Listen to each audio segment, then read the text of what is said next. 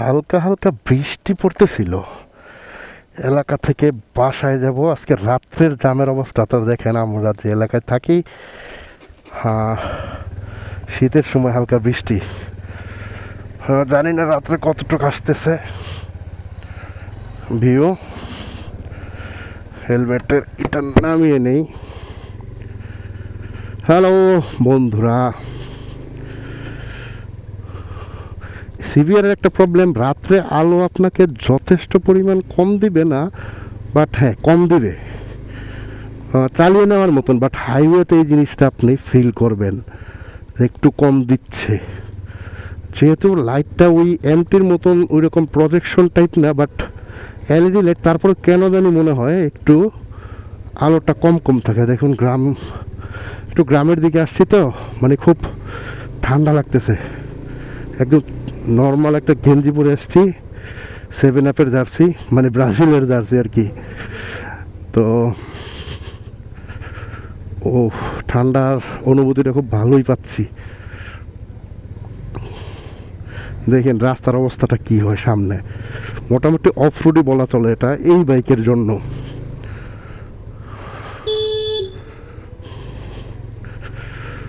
এইখানে বড় একটি গার্মেন্টস আছে, ছুটি হয়ে গেছে খুব সম্ভবত, না হলে ওভার টাইম চলতেছে, মেবি ওভার টাইম চলতেছে। ও ছাতা নিয়ে আসছে, দেখছেন সামনে বৃষ্টি পড়তেছে, শীতের আগমনী বার্তা আর কি।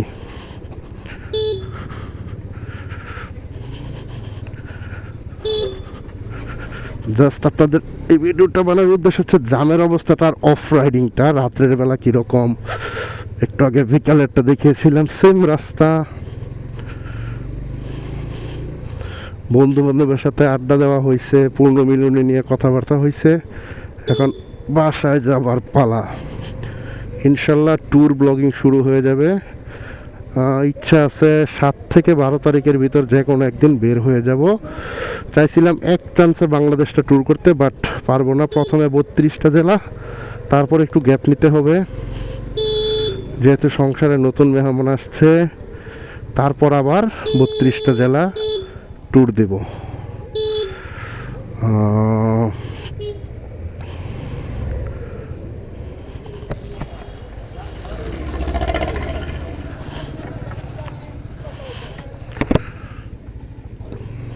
ভালো পরিমাণ শীত অনুভূত হচ্ছে কিন্তু ঢাকা, যারা আমরা ঢাকা শহরের বাসিন্দা আছি, ঢাকার প্রাণকেন্দ্রে থাকি, তারা আগামী 3-4 বছরের ভিতরে টিকিট কেটে শীত দেখতে উত্তরবঙ্গে যাবেন, এটা নির্দ্বিধায় বলা যায়। কারণ সেখানে যেই পরিমাণ জনগণ আর ঘনত্ব মানুষের, কার্বন ডাইঅক্সাইডের পরিমাণ যেই পরিমাণ বেশি, তাতে শীত মামার বাড়ি পালায় আর কি। গ্রামে এই সময়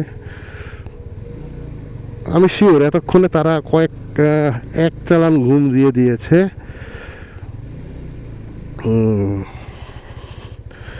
যা বলছিলাম সিবিআরের একটু খারাপ দিক নিয়ে কিছু বলি। সিবিআরের খারাপ দিক প্রথমেই আপনার কাছে আসবে চেইন। আমি আমার চেইনটাকে আপডেট করে নিয়েছি, জমথাই লাগিয়ে নিয়েছি, আপাতত খুব মজায় আছি। আমি 1500 কিলো চালানোর পর চেনটাকে আপডেট করিয়ে নিয়েছিলাম, এখন ঠিক আছি। মোটামুটি মাইলেজ যদি বলেন, আমি এই রকম রাস্তায় পাচ্ছি 30 থেকে 35।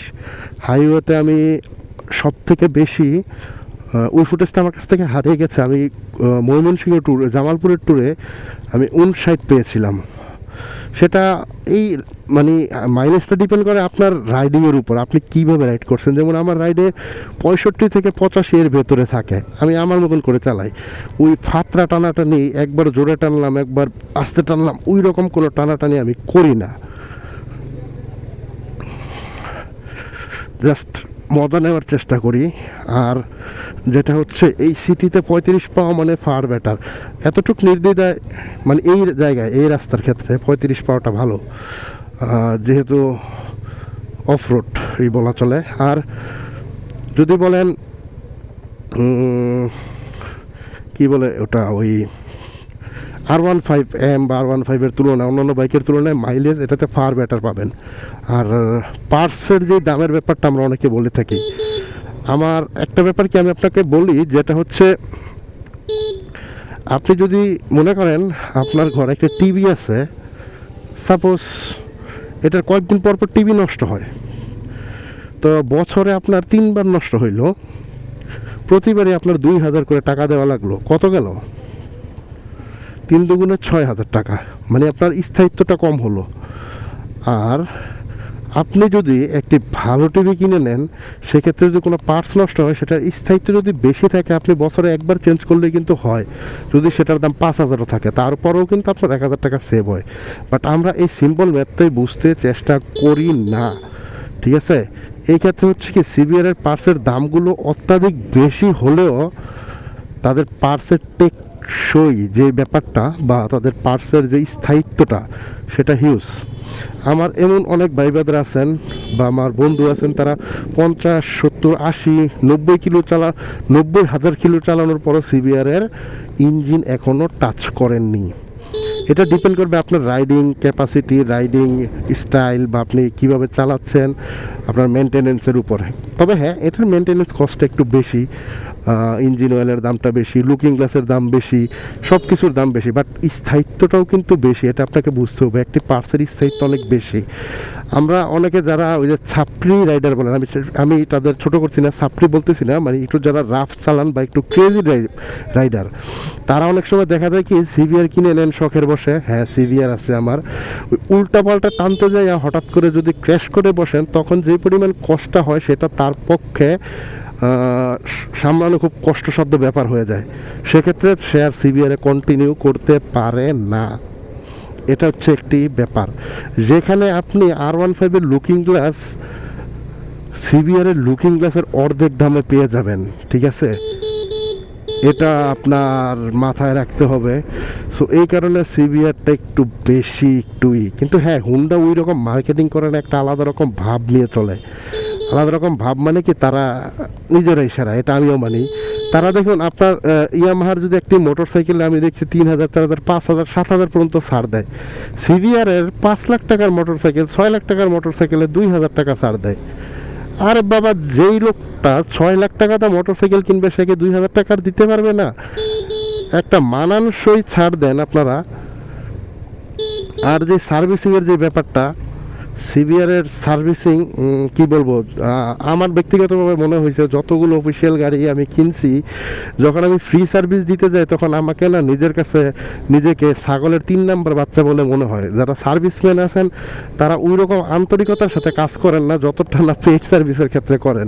সেই ক্ষেত্রে আমি মনে করি কি, ওই অফিসিয়াল আনঅফিসিয়াল ফ্যাক্টটা করে না। যদি আপনার সার্ভিসম্যান ভালো হয়, সেক্ষেত্রে আপনার সার্ভিসটাই ফ্যাক্ট, ঠিক আছে? আপনি একটি ট্রাস্টের জায়গা থেকে সার্ভিস করে নিতে পারেন। অফিসিয়াল ফ্রি সার্ভিসের জন্য ওয়েট না করাটাই বেটার। এবার যখন আমি সার্ভিস করতে যাব, আমি ফ্রি সার্ভিসটা নেব না, আমি আর কোনো ফ্রি সার্ভিস যাব না। আমি জাস্ট একটি মাস্টার সার্ভিস করিয়ে আমি ট্যুরে বের হয়ে যাব। কারণ মানে আমার নিজের কাছে খারাপ লাগে, তারা এতটা পরিমাণ তাড়াহুড়া করে যে মনে হয় আমাকে ঘাড় ধরে ধাক্কাও দিলেই বের করে দিলেই পারে। আমি বলতেছি না আমি কোন সার্ভিস পয়েন্টের কথা বলতেছি, তারা হ্যাঁ কাজ ভালো করে, বাট তাদের অ্যাপ্রোচটা এইরকম হওয়া উচিত নয়। কারণ যখন তারা একটা বাইক ডেলিভারি করে, যেরকম অ্যাপ্রোচ থাকে, সবসময় এরকম অ্যাপ্রোচ থাকাটা উচিত বলে আমি মনে করি। আর হুন্ডার সিবিআরের 250, আমি অনেক জায়গায় দেখলাম যে 250 সিবিআরের আইসা পড়তেছে কয়েকদিনের ভিতরে, কিন্তু আমি যতটুকু জানি, ভালো একটি রিলায়েবল সোর্স সূত্রে তারা আগামী 1 বছরের ভিতরে আনতেছে না ভাই, আনতেছে না। আর যারা ভাবতেছেন 350 চলে এসছে, এনফিল্ড চলে এসছে, 150-এর দাম কমে যাবে, ভাই খুল দাম কমতে বহুত দেরি। বাংলাদেশে একটা জিনিসের দামই শুধু কমে, সেটা হচ্ছে মানুষ। বাংলাদেশে শুধুমাত্র মানুষের দামই কমে, আর কিছুর দাম কমে না, যেটা বাড়ে তো বাড়েই, ভেবে দেখেন। সো আশায় ঘুরে বেলেই থাক, হ্যাঁ। আর সিভিআরের যারা রাইডার আছেন, তারা সবসময় নিজেকে শ্রেষ্ঠ বলে মনে করেন। আমার কাছে ওই রকম কখনো মনে হয় নাই ব্যক্তিগতভাবে যে আমি সিভিআর চালায় যাইতেছি, একটা ভাবই আলাদা, বাবা না জানি কি আমি একদম পুরা বেহেস্তের হুড়পুরি পেয়ে গেছি, ওই রকম কিছু না। ওটা জাস্ট আপনার মেন্টালিটির উপর ডিপেন্ড করে। আমি এরকম অনেককে দেখছি, ঠিক আছে, মানে অন্যরকম রাস্তায় কোনো অটোওয়ালা বা রিক্সাওয়ালার সাথে অন্যরকম ব্যবহার করেন, এগুলো আসলে ঠিক না। এই যে দেখেন আসছি অটোর অবস্থা, একটু সামনে যাই দেখেন কি অবস্থাটা হয়। এই একটা অটো দেখেন সামনে দিয়ে চলতেছে, তার কোনো ইন্ডিকেটার নাই, পিছনে কোনো লাইট নাই। এইটা যদি ধাপ করে এখন থেমে যায়, আমার যদি স্পিড মোটামুটি 30-এর মতন থাকে, তখন কি অবস্থা হবে? যাক, ওইটা নাই বললাম। কোন দিকে যাবে ইন্ডিকেটর নাই, তখন এগুলো একটি নিয়মতান্ত্রিক পর্যায়ে আনতে হবে। আর নিয়মতান্ত্রিক পর্যায়ে আনবো কীভাবে? তারা নতুন অটো কেনার পর এগুলো লাইটের তার অটোমেটিক তারা নিজেরাই কেটে দেয় ব্যাটারি বাঁচানোর জন্য।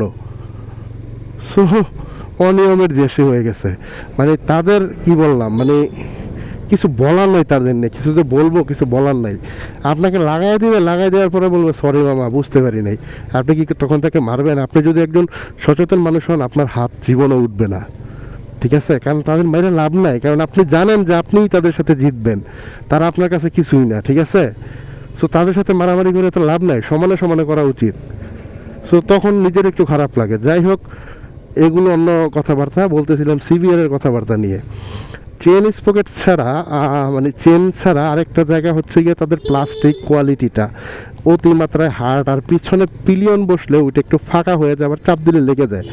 বাকি সব ওভারঅল ঠিক আছে, সাসপেন্স বলেন, ইঞ্জিন বলেন, সব কিছু টপ নচ ডিওএসি ইঞ্জিন, ঠিক আছে। তাতে আবার আছে আপনার এই স্লিপার ক্লাস আছে, যদিও কুইক শিফটারটা নাই। তারা দেখবেন করবে কি, যে অ্যাপেলের মতন করবে, যেমন সিবিআর 2025-এর মডেল আনলে হয়তো বা স্লিপার ক্লাসটা অ্যাড করে সেম গাড়ি রাখবে। অ্যাপেল যেরকম একটু একটু তুলির ছোঁয়া দিয়ে আমাদের কাছ থেকে কঠিন পরিমাণ ব্যালেন্স হাতিয়ে নিচ্ছে, এইরকম জাস্ট একটু আপডেট, হিউজ পরিমাণ দাম, হ্যাঁ অযথাই, ঠিক আছে। আর আমরাও কিনতেছি ওইটা। আসলে অনেকে আমরা শখ থেকে কিনি, যে একটা ইমোশন বা একটা আকাঙ্ক্ষা, ছোটোবেলার একটা চাহিদা, বা হ্যাঁ আমার একটা স্বপ্ন ছিল আমি কিনবো এরকম। বাট সিবিআর যারা রাইড করেন, তারা আমার যা মনে হয়েছে, যেমন আমার কাছে কোনো তাড়াহুড়া নেই। আল্লাহ পাক যদি দেয়, আমার কাছে যথেষ্ট পরিমাণ সময় আছে, যতক্ষণ পর্যন্ত আমার মৃত্যু না আসে। সো কী জন্য আমি তাড়াহুড়া করে মৃত্যুকে তাড়াতাড়ি রাখবো? একটু রিল্যাক্সে চলি। আর আমার মনে হয়েছে সিবিআর যারা চালায়, যেসব ভাই বাজারগুলো দেখছি, তারা একটু ঠান্ডা মাথারই হন, একদম ওই রকম জামা টানাটানি করে এত এত উঠাইতে হবে এরকম আমি কখনো দেখি নাই। আর সিবিআর ট্রল করার মানুষের অভাব নাই, এরকম R15 ট্রল করার মানুষের অভাব নাই। আর আমরা সমালোচনা করতে পছন্দ করি, সবচেয়ে অপছন্দ করি সমালোচনা শুনতে। ভালো খারাপ সব দিকে থাকবে, মানব সৃষ্ট কোনো কিছুই পারফেক্ট নয়। আবারও বলতেছি, মানব সৃষ্ট কোনো কিছু পারফেক্ট নয়, আর আপনি কোনো কিছু পারফেক্ট পাবেনও না। কোনো না কোনো কিছু আপনাকে ছাড় দিতেই হবে, সেটা যে কোনো ক্ষেত্রেই হোক, ঠিক আছে। যদি বেশি পারফেক্ট খুঁজতে যান, তাহলে সমস্যা আছে, ঠিক আছে। আজকে একটু যাই হোক জ্যাম কম পাইলাম, বুঝতে পারলাম না।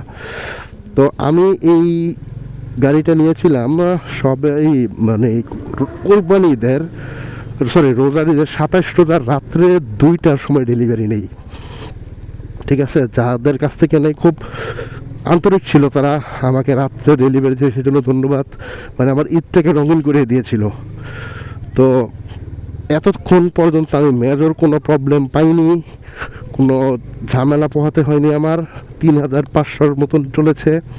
আমি যথাসময়ে ইঞ্জিন অয়েল চেঞ্জ করছি, কোনো ওই রকম সার্ভিস এরকম মানে মাস্টার সার্ভিস এখনও দেওয়া হয়নি, সামনে দিব। জাস্ট আমি ইঞ্জিন চেনটা চেঞ্জ করেছি, আর স্টিকারটা মডিফাই করেছি, আমার মতন করে নিয়েছি পুরোপুরি আর কি। তো সামনে স্টিকার মডিফাই করেছিলাম টর্ক স্টিকার থেকে, আপনারা চাইলে তাদের কাছ থেকে করে নিতে পারেন, প্রিমিয়াম কোয়ালিটি পাবেন।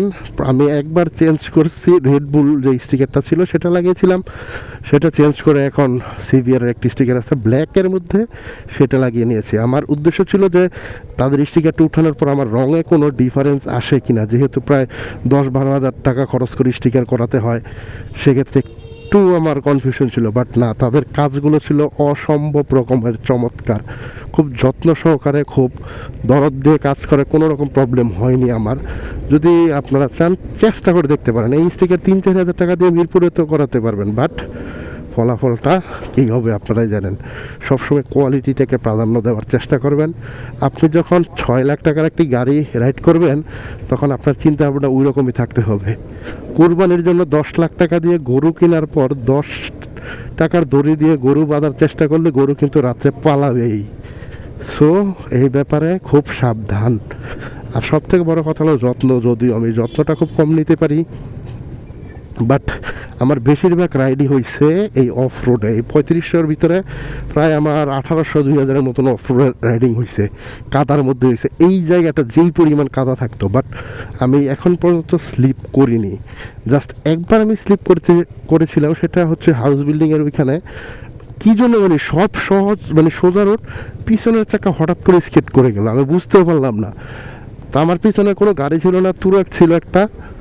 তো আমি মোটামুটি একদম শেক করে গিয়েছিলাম, এইভাবে শেক করে গিয়েছিলাম।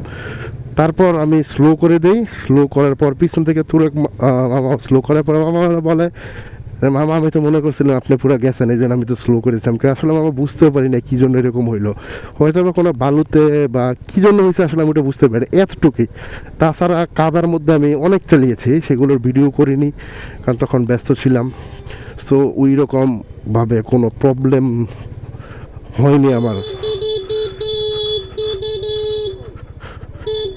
রাস্তার মাঝখানে দাঁড়ায় না মামা, এই যে এই রাস্তাটা এখানে মিঠুরি হয়ে যায়, মিঠাই গাঢ় মিঠাই হয়ে যায়, ঠিক আছে। তো এটাকে অফ রোডই বলা চলে। হ্যাঁ, তো হ্যাঁ ভালো। আর হাইওয়েতে যখন রাইড করছি, ও মাইন্ড ব্লোয়িং, ব্যাক পেন একেবারেই নেই।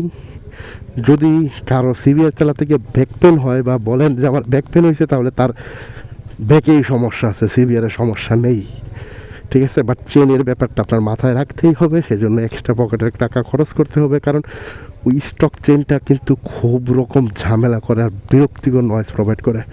সো বাসার দিকে চলে আসছি। এই তো আজকের কথাবার্তা, আশা করি ভালো লাগছে।